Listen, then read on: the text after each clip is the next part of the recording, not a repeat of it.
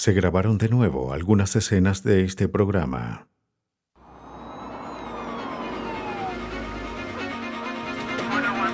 En Reno, Nevada, encuentran muertas a 2 mujeres no identificadas. ¿Pueden unas pequeñas fibras conducir a su asesino? Un esqueleto, una bolsa de compras y un simple botón son las únicas pistas del investigador para identificar a una mujer y a su asesino. Un marinero es asesinado en una playa de Florida. Solo un rastro de neumáticos en la arena marca el camino hacia la justicia.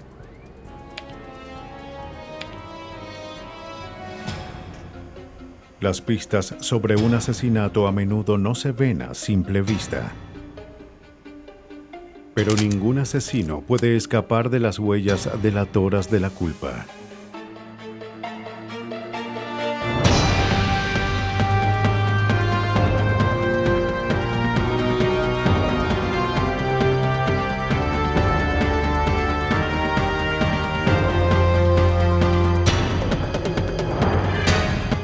Los nuevos detectives. Casos estudiados por la ciencia forense.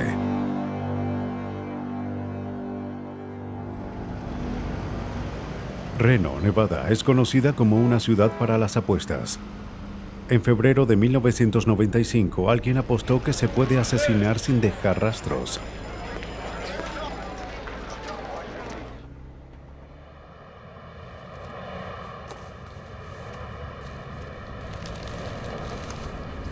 Un hombre busca cosas para vender en un contenedor de basura, cuando hace un macabro hallazgo.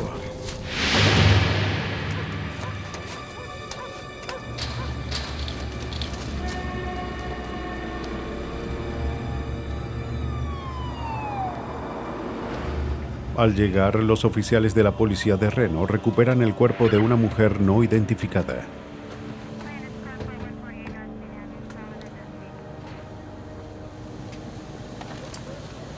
Estaba casi completamente camuflado entre los desperdicios.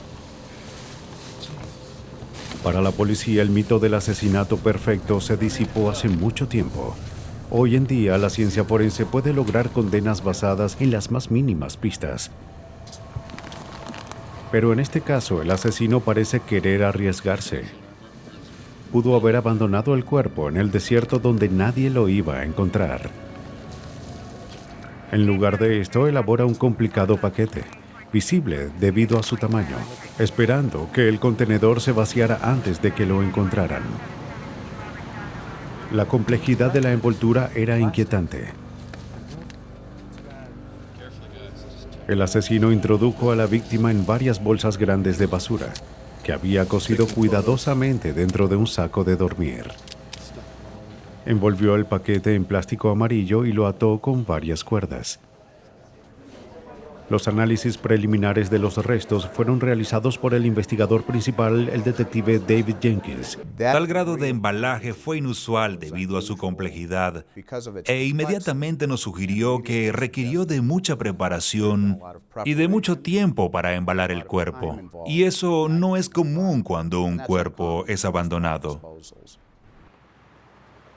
De inmediato, la elaborada envoltura dio a la policía varias pistas importantes. El asesino necesitó tiempo para envolver a la víctima como una momia moderna y de un laboratorio muy privado donde pudiera ejecutar su macabro trabajo. Para identificar el cuerpo, los detectives examinaron los informes recientes de personas desaparecidas. Uno de los casos les llamó la atención. Con fotografías familiares y sus huellas dactilares, la policía confirmó que la víctima era Catherine Powell, quien había desaparecido el viernes anterior al descubrimiento del cuerpo. Su desaparición fue reportada por primera vez el lunes siguiente, 2 días después cuando no se presentó a trabajar.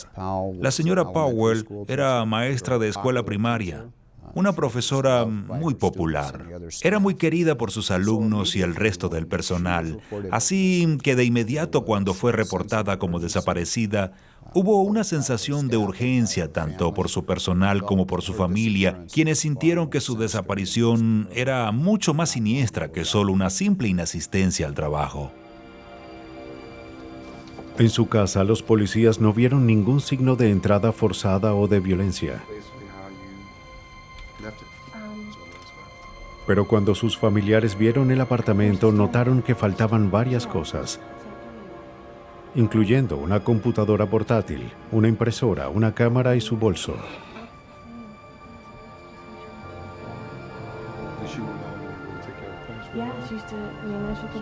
Mientras los detectives revisaban el apartamento, los investigadores forenses estudiaron minuciosamente la evidencia del contenedor. Si las envolturas contenían alguna pista sobre la identidad del asesino, los investigadores no pudieron encontrarla. Nunca vieron un caso como este antes. Y el nivel de atención que el asesino puso en los detalles los inquietó. Los investigadores se centraron en los restos. Las cuerdas y envolturas se conservaron para un análisis posterior. La policía ni siquiera estaba segura de cómo había muerto la víctima. No había nada que indicara un trauma fatal en su cuerpo. La ciencia forense tendría que contar la historia. Y para un ojo experto había muchas pistas que rastrear. El laboratorio forense del Tribunal del Condado de Washoe asignó el caso al investigador Rich Berger. En realidad no recuerdo haber asistido a una autopsia donde hubiera tal cantidad de rastros potenciales de evidencia en el cuerpo de una persona. Era evidente que en varias partes de su cuerpo había un grupo de cordeles azul verdoso y pedazos de cierto material, ubicados desde los pies hasta la cabeza. Además de las fibras, Berger encontró una sola pieza de afeitar de metal enredado en el cabello de la víctima. Ninguno de estos rastros concordaba con las fibras o muestras recogidas en el apartamento de la víctima. La policía sospechaba que estaban vinculados con el asesino. El cuerpo de la víctima también mostró contusiones reveladoras. Al parecer, el asesino la ató, la amordazó y quizás la torturó. Las lesiones sugieren que el asesino era un hombre. Pero nueva información sugiere que no trabajó solo. Mientras los patólogos forenses continuaban reuniendo toda la evidencia física, el detective Jenkins chequeó los registros de tarjetas de crédito de Powell. Cualquier cargo reciente podía arrojar pistas sobre dónde había estado.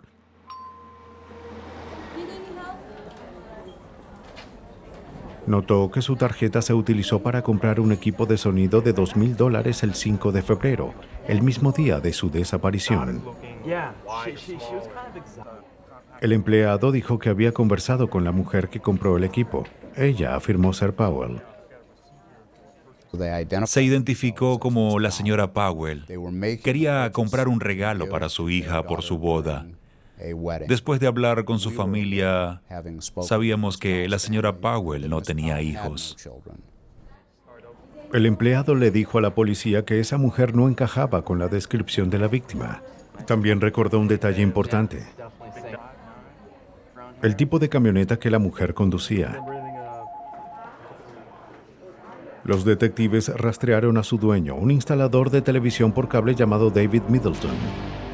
Ese detalle nos permitió concentrar nuestros esfuerzos de investigación específicamente en un individuo, en lugar de solo en las circunstancias generales que rodeaban la desaparición de la víctima y el uso de sus tarjetas de crédito. La policía entrevistó a David Middleton en relación a Catherine Powell. Aunque hace poco había instalado el servicio de cable en su casa, dijo que solo hablaron brevemente. Afirmó no saber nada sobre su desaparición y asesinato o sobre su tarjeta de crédito.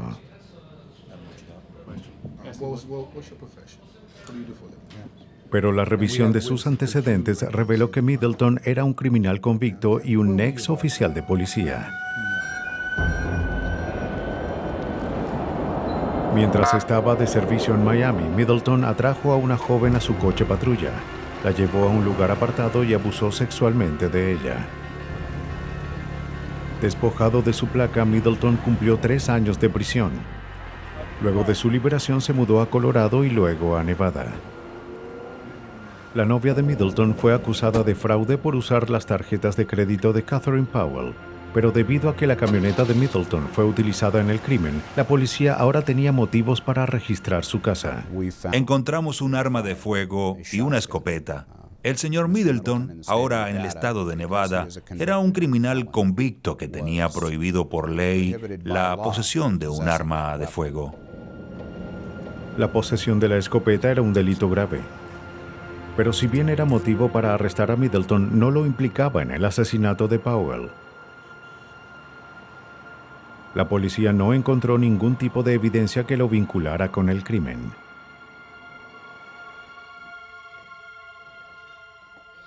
Middleton fue interrogado de nuevo.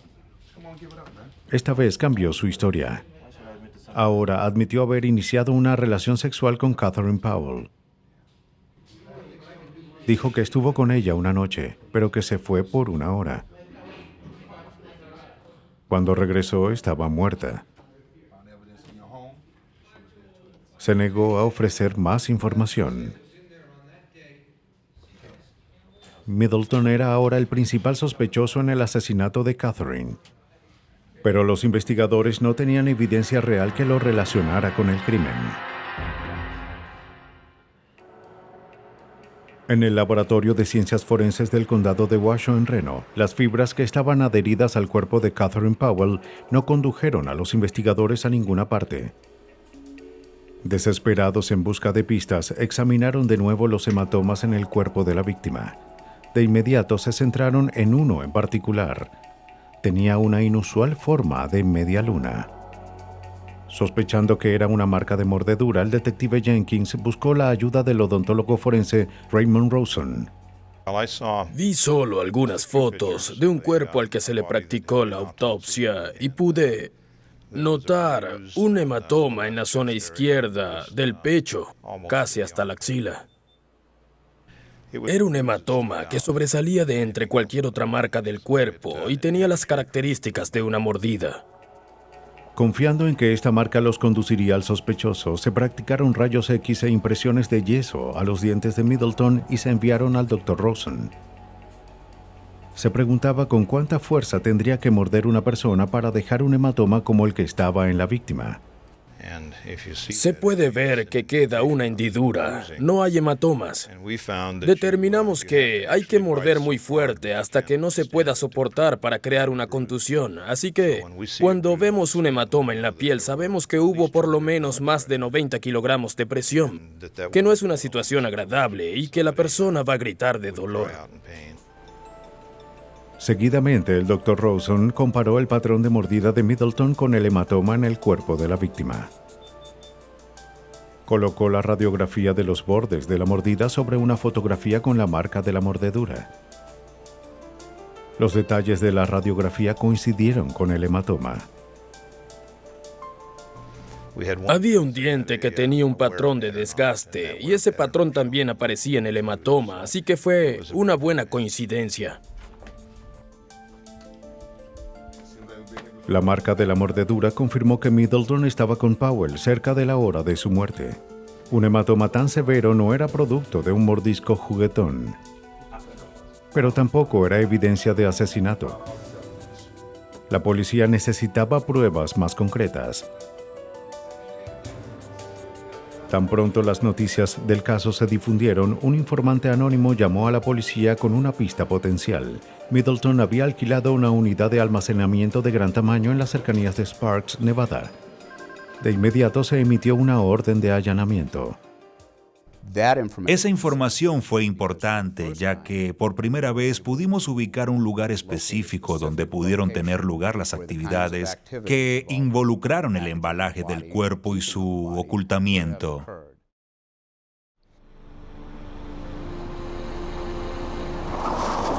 Una unidad de almacenamiento era un taller perfecto para un asesino.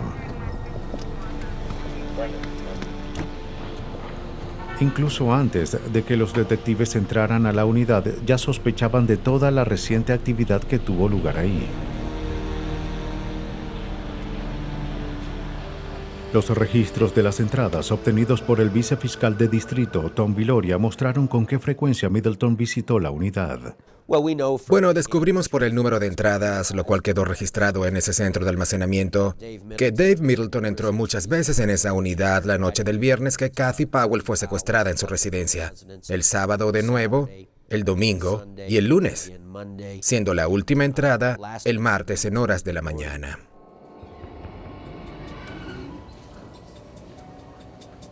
¿Estaba la policía en camino hacia un magnífico armario o la guarida de un asesino?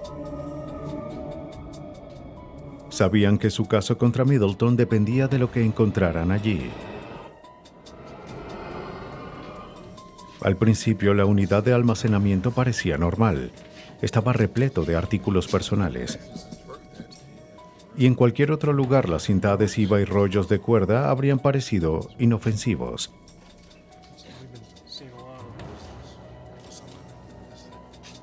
Cuando encontraron el equipo de sonido que se compró con la tarjeta de crédito de la víctima, sabían que iban por buen camino. Luego encontraron los artículos que faltaban en la casa de la víctima. Pero la policía ya sabía que Middleton había estado en su apartamento. La evidencia de robo no implica asesinato. Las esposas eran quizás un recuerdo de los días de policía de Middleton. Pero los restos de la ropa interior de la mujer y una pistola eléctrica no eran tan fáciles de explicar, sobre todo a la luz de lo que encontraron después. Un refrigerador acostado boca arriba. La parte inferior del congelador fue cortada y le habían abierto a los lados agujeros pequeños e irregulares para el paso de aire.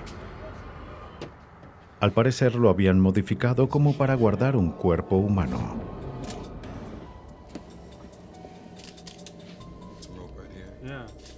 Arriba de la nevera colgaba un sistema de cuerdas y poleas lo suficientemente fuerte como para inmovilizar a un ser humano. Los detectives comenzaban a imaginar las perversiones que tuvieron lugar aquí. Esta era una cámara de tortura. En pocas palabras, el refrigerador colocado de espaldas casi sugería un ataúd. Pero la depravación de Middleton fue tan lejos como para asesinar. Los investigadores aún tenían que vincularlo a la víctima. En el refrigerador vieron pequeñas fibras azul verdoso y cabello humano. Como evidencia, proporcionaron una luz de esperanza en un lugar lleno de horror.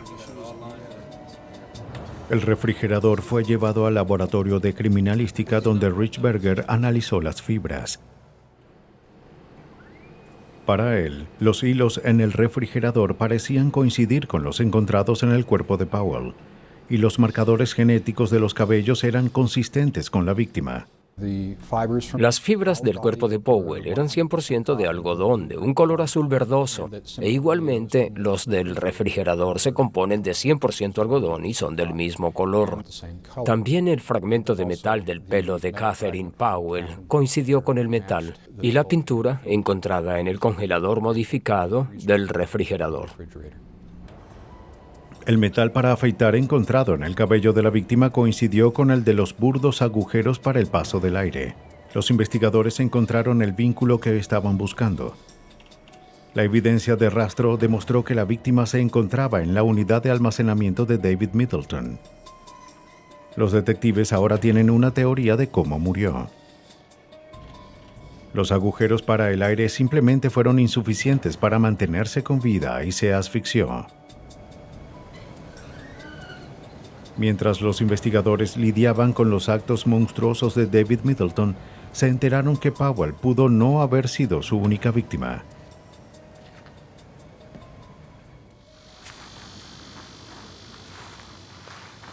El 9 de abril, un hombre estaba paseando a su perro en las afueras de Verdi, Nevada. Encontró los restos del esqueleto de un ser humano. Estaban amarrados entre cuerdas anudadas y bolsas de basura. La policía llevó los restos al laboratorio de criminalística. Los expertos compararon el ADN con la muestra de un caso no resuelto de personas desaparecidas. Y hubo una coincidencia. Una verificación de los registros dentales confirmó la identidad de la víctima. Se trataba de Selma de Villa, quien trabajaba en uno de los casinos más grandes de la zona. Ella estaba desaparecida desde el 8 de agosto de 1994, el día exacto en que Middleton alquiló la unidad de almacenamiento. Las excesivas cuerdas, nudos y bolsas de basura que se encontraron en los restos de Villa eran iguales a los encontrados en el cuerpo de Catherine Powell. Los nudos también proporcionaron información sobre las últimas horas de las víctimas. La tensión aplicada a los nudos mostró que ambas mujeres estaban vivas cuando fueron atadas de pies y manos, y lucharon desesperadamente para liberarse antes de morir. Observamos específicamente los nudos de dos asesinatos diferentes y los comparamos, comprobando que se utilizaron los mismos tipos de nudos en ambos casos. El ADN de Villa fue comparado con los rastros de ADN encontrados en la unidad de almacenamiento de Middleton. Los resultados fueron irrefutables. Al igual que Powell, ella estuvo en la unidad. Pero también se encontraron los restos de ADN de varias personas allí. Si David Middleton era un asesino en serie, Powell y de Villa fueron las únicas víctimas encontradas.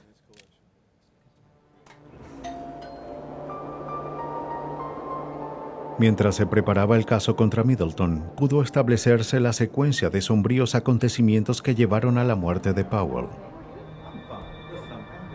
Es probable que Middleton, trabajando como instalador de televisión por cable, tuvo acceso a su casa con el pretexto de revisar el servicio de cable.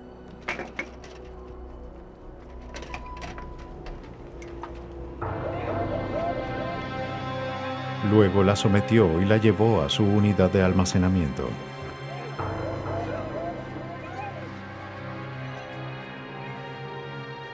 Ahí fue atada, maltratada y confinada al refrigerador sin aire.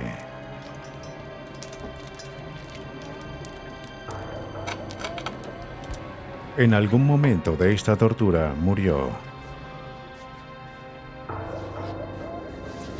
Middleton metódicamente envolvió su cuerpo en bolsas de basura, lo cosió en un saco de dormir y envolvió el bulto con plástico de color amarillo atado con cuerdas. Por último, al amparo de la noche, se deshizo de los restos en el contenedor de basura. La policía tuvo la suerte de encontrar el cuerpo. Pero Middleton no pensó que un contenedor rebosante de basura iba a llamar no solo su atención, sino también la de un hombre en busca de sobras. Pero había sido astuto hasta cierto punto. La investigación evidenció el hecho de que Middleton instaló el servicio de cable en un apartamento cercano a la casa de Selma de Villa la semana anterior a su desaparición. Y el día en que de Villa desapareció, un vecino recordaba haber visto a Middleton cerca de su casa. El 15 de septiembre de 1997, el jurado condenó a David Middleton con 2 cargos por asesinato en primer grado. Sin la evidencia de ADN, sin las evidencias de rastros y fibras, sin la evidencia del metal, los expertos y, sobre todo, sin el testimonio de nuestro patólogo, no hubiésemos tenido ningún caso. Sin la evidencia de los rastros no tendríamos absolutamente nada. La evidencia fue tan convincente que Middleton fue condenado a 2 penas de muerte por inyección letal. Dave Middleton no es un asesino típico. Todo lo que puedo decir sobre este hombre, en comparación con la mayoría, es que sin duda tiene la inteligencia de un policía con la de un hombre de la calle. Y esa es una combinación muy peligrosa. Ya sea que un asesinato se haya cometido en una jungla urbana o lejos, en el campo, algún rastro del hecho va a quedar para ser contado. 22 de marzo de 1988. En lo profundo de un bosque al sur de San Luis, se inició uno de los casos más desconcertantes que la patrulla de carretera del estado de Missouri haya presenciado jamás. y tratamos de determinar si la tumba era reciente o de indios. Parecía tener poco tiempo. El caso involucró fragmentos de un esqueleto humano. ¿Se trataba de una muerte inocente de vieja data o era la víctima de algún monstruoso crimen actual? Haría falta usar algunas de las técnicas más especializadas de la ciencia forense para decidir. Los sargentos Don Biselli, William Conway y D.W. Cright fueron de los primeros en llegar a la escena. Recibí una llamada telefónica del guardabosques y me informó que había descubierto algunos restos óseos. Llegué al campamento de niños exploradores y me dirigí al lugar de los hechos. La investigación se inició 4 meses antes.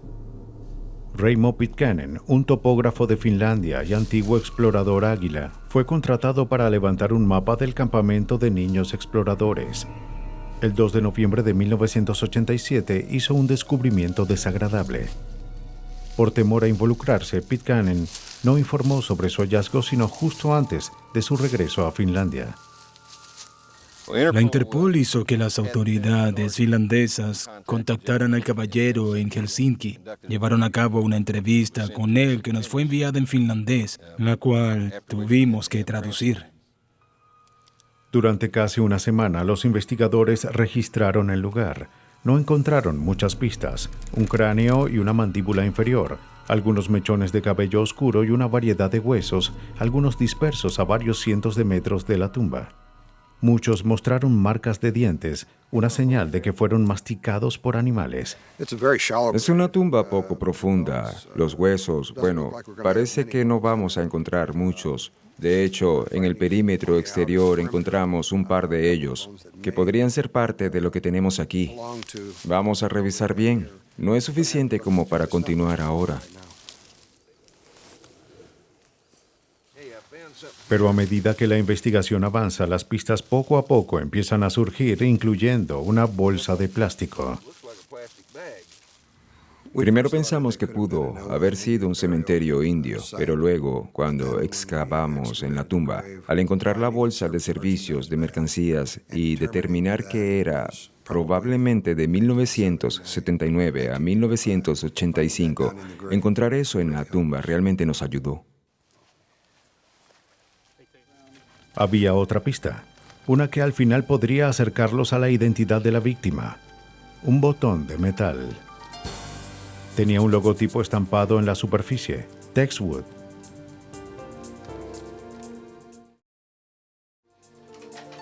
Las siguientes semanas fueron frustrantes para Conway y sus colegas. Las investigaciones preliminares sugieren que los restos quizás provienen de una mujer joven, de 25 a 30 años de edad, madre de 2 hijos o más. Con seguridad alguien informó sobre su desaparición.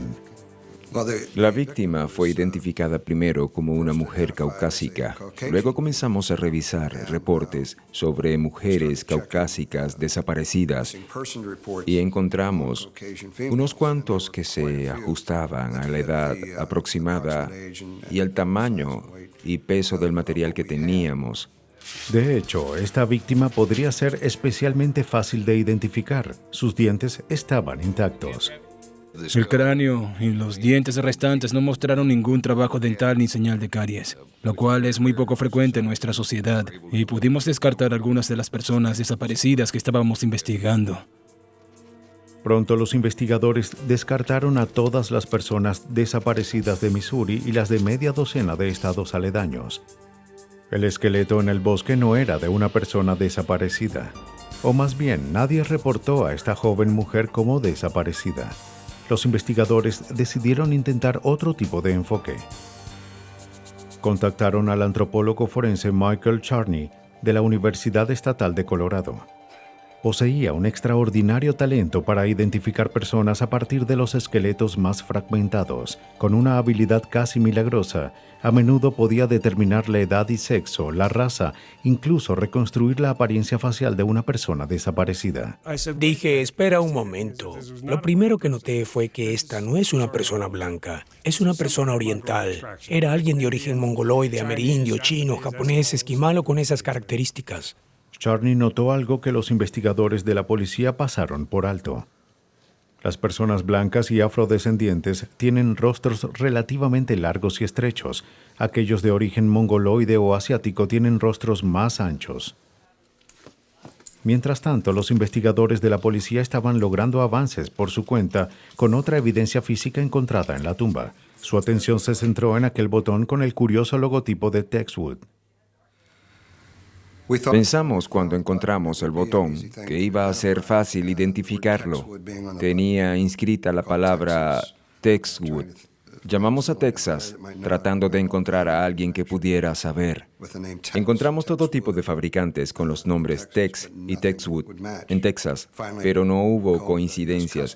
Finalmente, llamamos a la aduana de los Estados Unidos y luego de un par de horas recibimos una llamada para que contactara a un agente en Nueva York, el cual me puso en contacto con el representante de Texwood, quienes fabrican los pantalones jeans vaqueros marca Levi, fabricados en Hong Kong. Texwood vendía pantalones vaqueros solo en el lejano oriente, con cortes delgados diseñados específicamente para figuras asiáticas. El retrato policial de la víctima se hacía más claro. Y lo que era más importante correspondía con la imagen descrita por Michael Charney, una mujer delgada, asiática y de entre 25 y 30 años, madre de 2 o más niños. La probabilidad de que la víctima fuese asiática redujo drásticamente el campo de posibles víctimas. Pero, ¿quién era ella? De las muchas pistas investigadas por la policía, una implicaba a una persona desaparecida en Georgia, una mujer asiática. Los oficiales que investigaban el caso obtuvieron una foto de la mujer que enviaron a Charney. El enfoque de Michael Charney era simple en teoría, pero difícil en la práctica. Tomar una fotografía del cráneo y superponerla sobre la imagen de la posible víctima. La concordancia debe ser exacta si se logra una identificación. ¿Serían capaces Charney y su colega Anita Pittner de hacer coincidir las fotografías policiales con el cráneo encontrado en el bosque del campamento de niños exploradores? En este caso, si observamos los ojos y la nariz de cerca, la nariz aún no coincide, es demasiado ancha. La profundidad de la mejilla es muy grande o no lo suficiente en un lado. Los dientes no coinciden y el mentón aún está fuera de lugar. Después de intentar reorientar el tamaño y otras distorsiones, seguimos sin poder llegar a una coincidencia. Hasta ahora, casi todos los intentos para identificar a la víctima fracasaron. Charney hizo una última sugerencia: recrear el rostro de la mujer. La reconstrucción de un rostro a partir de un cráneo es una de las habilidades más especializadas y espectaculares dentro del arsenal de un antropólogo forense. Comienza con precisión matemática. Una colección de clavijas redondas de goma de diferentes longitudes se pega a un molde de yeso del cráneo. Las clavijas son puntos de referencia. Cada uno identifica el espesor de los tejidos blandos en determinados puntos de la cara. Seguidamente, las clavijas se conectan con tiras de arcilla para modelado. Poco a poco, la humanidad regresa. En las cuencas se colocan ojos de plástico y el cráneo vuelve a la vida. Modelando cuidadosamente, quizá frotando con una esponja húmeda, se le da textura a la piel. Un poco de pintura y una peluca negra van a completar la transformación. Por primera vez podemos vislumbrar a la víctima cara a cara. Al hacer una reconstrucción facial, no es tan importante que sea absolutamente precisa, pero que dé una idea de quién era la persona a alguien que esperamos pueda reconocerla. Cuando hacemos estas reconstrucciones faciales, por lo general es nuestro último intento. Ahora, ¿reconocería a alguien el rostro reconstruido por el equipo de Michael Charney? 24 de agosto. Una fotografía del rostro reconstruido apareció en el diario Despacho de San Luis.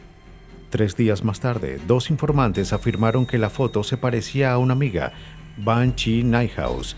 Una madre de 2 niños, era nativa de Tailandia. No la vieron desde finales de 1983.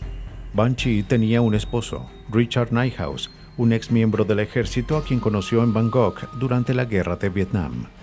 La primera vez que hablamos con el señor Nighthouse, nos pareció un ciudadano honorable. Tenía una linda casa bien cuidada, en fin, un distinguido ciudadano en un buen vecindario.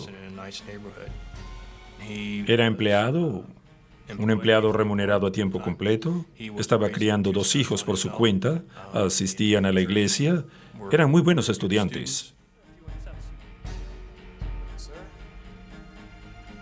Nighthouse tenía una explicación para la ausencia de su esposa. En diciembre de 1983, él y Banshee tuvieron una serie de amargas discusiones. Ella insistió en dejarlo a él y a sus 2 hijos y regresar a Bangkok. Era una historia que los oficiales no creyeron del todo. La manera de resolver el asunto era eliminando a Banshee tal como la víctima de la tumba en el bosque. Era muy colaborador. Me dio fotos de su esposa del álbum que podríamos usar si era necesario para la investigación. La fotografía no era ideal, pero Michael Charney hizo todo lo posible. Como cualquier fotografía, en el ángulo que sea, tienes que colocarla en los mismos 2 planos exactos. A pesar de las dificultades para adaptar la posición de la cara y el cráneo, al final Michael Charney no tuvo ninguna duda de que se trataba de Banshee. Cuando recibimos la noticia de nuestro laboratorio sobre que el Dr. Charney había encontrado coincidencias de las fotografías de Banshee y Nighthouse con los restos que recuperamos, el caso adquirió una perspectiva completamente nueva. Ahora sabíamos quién era nuestra víctima y también teníamos un buen sospechoso para comenzar, el señor Nighthouse. Los investigadores rápidamente descubrieron una serie de hechos incriminatorios. Richard Nighthouse y su esposa con frecuencia tuvieron violentas discusiones. Él tomó varios días libres en su trabajo en diciembre de 1983, en la época en que su esposa desapareció. Poco después, Nighthouse se divorció de Banshee y la eliminó como beneficiaria de su seguro. Y hubo un último descubrimiento incriminatorio. Al final descubrimos que fue líder de los niños exploradores, lo cual lo vinculó directamente con los restos encontrados en el campamento. Sabemos que participó en actividades de los niños exploradores con sus hijos durante muchos años. Para el momento, Richard Nighthouse era el principal sospechoso. Los investigadores decidieron invitarlo a un nuevo interrogatorio. Eligieron el momento con cautela. Un fin de semana cuando Nighthouse se encontraba en el campamento SF, cerca de donde el cuerpo de su esposa fue enterrado. Los oficiales informaron a Nighthouse que los restos que recuperaron se habían identificado como los de su esposa. Nighthouse admitió que empujó a su esposa, quien se cayó y se lastimó la cabeza. Cuando ella lo amenazó con llamar a la policía y dejarlo, llevándose a los niños, se inclinó sobre ella, puso la mano sobre su nariz y boca y la mantuvo así hasta que murió. Luego escondió su cuerpo en el congelador. La razón por qué no encontramos nada en los archivos de la computadora fue porque el esposo de la víctima jamás denunció su desaparición. Dijo que la llevó al aeropuerto y que regresó a Tailandia, pero en realidad él la asesinó. La mantuvo en el congelador de su casa durante 3 meses y luego la llevó hasta el rancho de los niños exploradores y la enterró. Richard Nighthouse fue declarado culpable de asesinato en primer grado. Ahora está cumpliendo una sentencia de cadena perpetua sin libertad condicional. El tiempo y los elementos dañaron el cuerpo de Banshee, agregando dificultad para encontrar a su asesino. Pero incluso pocas horas pueden hacer la diferencia entre resolver un caso y perder su rastro para siempre. En septiembre de 1983, 2 amigos cerca de Jacksonville, Florida, se sorprendieron al encontrar el cuerpo de un hombre. Estaba acostado de lado, al pie de una duna de arena. Su cabeza presentaba heridas graves. Los investigadores de la oficina del alguacil de Jacksonville respondieron rápidamente. No encontraron ninguna identificación en el cuerpo. Las únicas pistas eran un palo de billar roto y un conjunto de pisadas que conducían a algunos rastros de neumáticos en la arena. La policía trabajó cuidadosamente para reunir y proteger toda la evidencia. Las huellas de los neumáticos parecían la pista más prometedora para llegar al asesino. Tuvieron suerte de encontrarlas. La lluvia, la más ligera brisa o un paso en falso podían destruir las frágiles marcas. Preservar las huellas de los neumáticos requirió de conocimientos especializados. El mismo acto de hacer un molde podía destruirlas. La policía llamó al Laboratorio Regional de Criminalística de Jacksonville y al criminalista forense Ernest Hamm. La escena del crimen fue procesada con estos rastros en mente. Se fotografiaron las huellas de las pisadas y las de los neumáticos. Entonces hicimos un molde de yeso porque ese molde nos daría una verdadera imagen, una representación tridimensional del objeto que las hizo. El cuidado en el vertido fue crucial para evitar que el peso del yeso destruyera las huellas.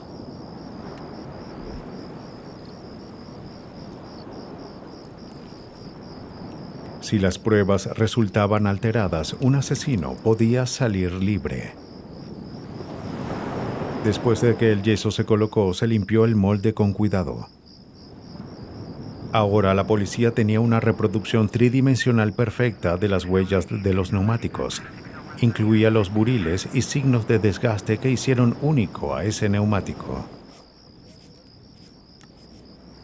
Pero millones de neumáticos ruedan hoy en día en las carreteras de los Estados Unidos. Parecía imposible para los investigadores encontrar el neumático que hizo estas marcas. Estudiaron el molde de yeso, tomando nota de las varillas y ranuras del diseño de la rueda.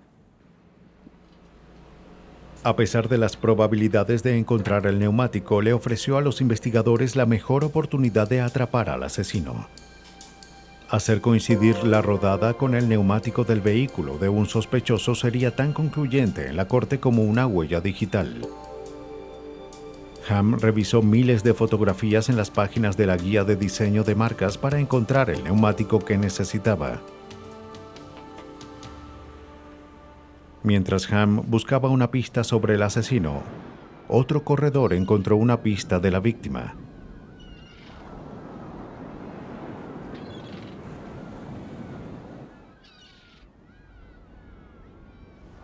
La cartera pertenecía a un marinero de 21 años que trabajaba en un barco atracado en la Estación Aérea Naval de Mayport, en Jacksonville. Un oficial de la nave fue llamado a la morgue. Confirmó que la víctima era Jeffrey Michael Russell. La autopsia se realizó en los restos de la víctima. Fue golpeado probablemente con el taco de billar encontrado en la escena. Este no tenía huellas dactilares que pudieran utilizarse.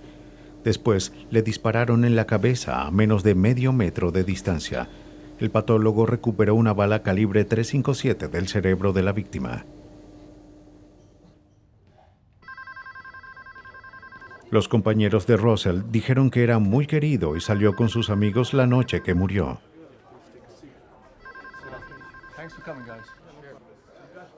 La policía especuló que la víctima incluso pudo haber compartido una ronda de bebidas con sus asesinos. Fue visto por última vez saliendo de una fiesta, planeando hacer una parada para regresar a la base.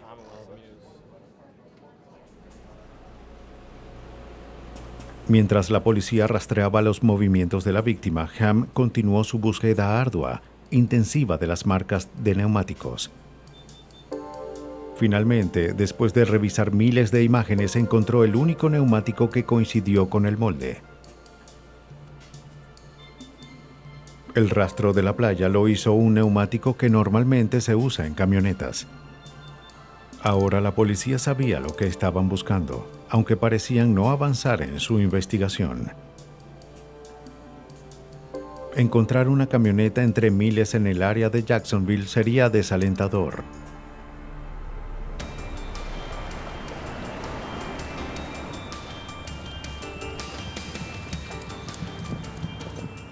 Pero entonces la policía recibió un golpe de suerte que les ahorró cientos de horas.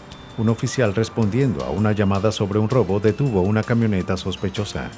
El conductor trató de huir, pero pronto fue detenido y arrestado. Su nombre era Gregory Kochel.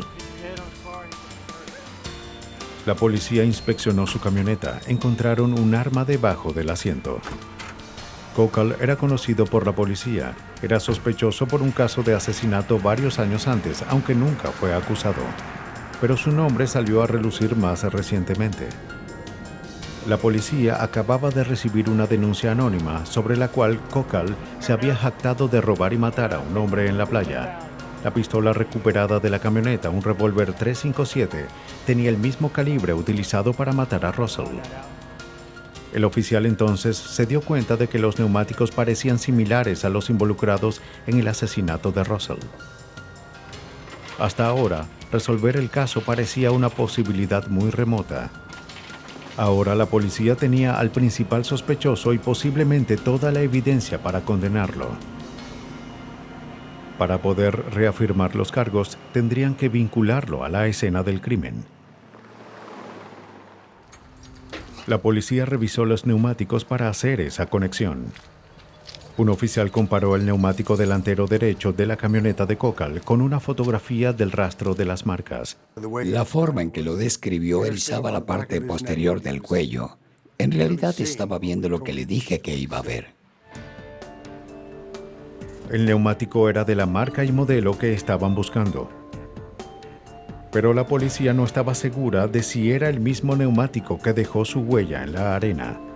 El trabajo de Ham no terminaba allí, aún tenía que encontrar la sección exacta del neumático que produjo la huella. Examinó cada pulgada de la huella del neumático en busca de cortes, gubias o desgaste que coincidiera con la porción capturada en yeso. Estas son las marcas que imprime un neumático mientras se conduce. Las mismas mostrarán una identificación positiva, son las que hacen único a este neumático. Pero cada milla recorrida desde la noche del asesinato agregó nuevas marcas de desgaste en el neumático y alteró las anteriores. Incluso si Ham tuviera el neumático exacto en su laboratorio, sería demasiado tarde para lograr una coincidencia perfecta. Un asesino aún podría salir libre.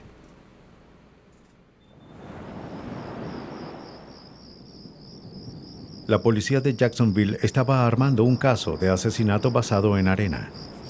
Ahora se necesitan pruebas más contundentes. Después de un cuidadoso análisis, los investigadores encontraron marcas en el neumático de Gregory Kochel que coincidieron con el molde levantado en la escena del crimen. La policía necesitaba demostrar que el propio Kochel estaba allí. Esperaban que la .357 de Kochel fuera la pistola humeante que necesitaban. Si esta fue el arma exacta que disparó la bala mortal, los investigadores van a tener que demostrar que Kochel apretó el gatillo. Ham realizó 3 pruebas diseñadas para vincular el arma con el crimen. Nuestro primer examen es visual porque queremos ver si hay alguna otra pista en el arma antes de someterla a algún tipo de técnica de procesamiento, como en este caso, ya que se trata de una herida en la cabeza. Como es una herida en la cabeza a corta distancia, es posible que haya algún tejido nuevo en el arma. Pero esta prueba era un callejón sin salida. Ningún tipo de tejido o sangre se encontró en el arma.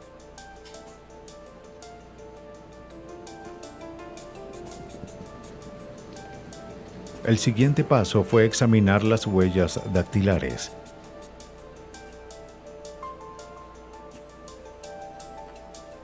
El arma se sella en una vitrina y se expone a vapores de éster de cianoacrilato o pegamento común.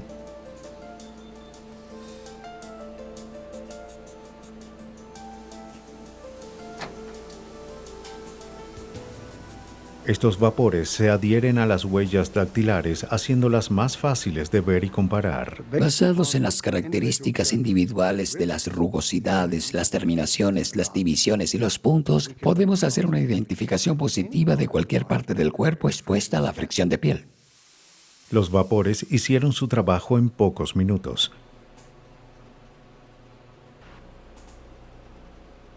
La huella en la pistola se comparó con las huellas de Cocal cuando fue arrestado. Coincidieron de manera perfecta. Esta huella digital solo demostró que Cocal sostuvo la pistola, pero no demostró que fue esa la pistola que disparó la bala fatal. Esto solo se puede determinar con una prueba de balística. Para compararla con la bala que mató a la víctima, la bala se coloca de lado a lado en un microscopio.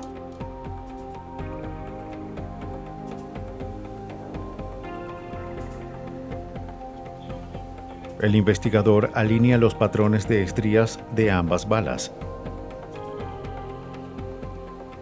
Un monitor de video le permite ver los diminutos trazos en el plomo derretido. Si las marcas quedan alineadas, va a tener la prueba de que la misma arma disparó ambas balas. Y eso es precisamente lo que vio. Las marcas de estrías en ambas balas eran idénticas. Los investigadores encontraron el arma homicida.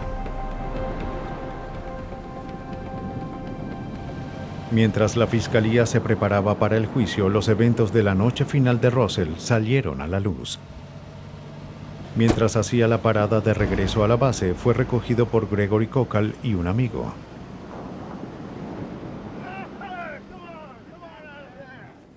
Pero en lugar de dejar a Russell en el cuartel, lo llevaron a la playa. Lo golpearon, le robaron el único dólar que tenía y luego Cocal le disparó. Los delitos cometidos por desconocidos a otros desconocidos son los más difíciles de resolver, pero las estrías en la bala, la huella digital y la huella de los neumáticos mostraron los rastros de la culpabilidad del asesino. El minucioso análisis forense los reunió para armar un caso sólido contra Cocal. Esa era el arma que disparó el tiro fatal. La huella pertenecía a la persona que se sospecha de haber cometido el crimen. La naturaleza azarosa, sin sentido del asesinato hizo que Gregory Cocal y su cómplice recibieran severas condenas. Los forenses demostraron más allá de toda duda que Cocal disparó la bala mortal. Fue condenado a muerte. Su amigo fue considerado cómplice de asesinato y recibió 14 años. Durante años, la evidencia más obvia se utiliza para resolver un asesinato. Hoy en día, los meticulosos métodos de recolección de la policía y el procesamiento riguroso de evidencias por parte de los expertos forenses están ayudando a asegurar que nada se pase por alto.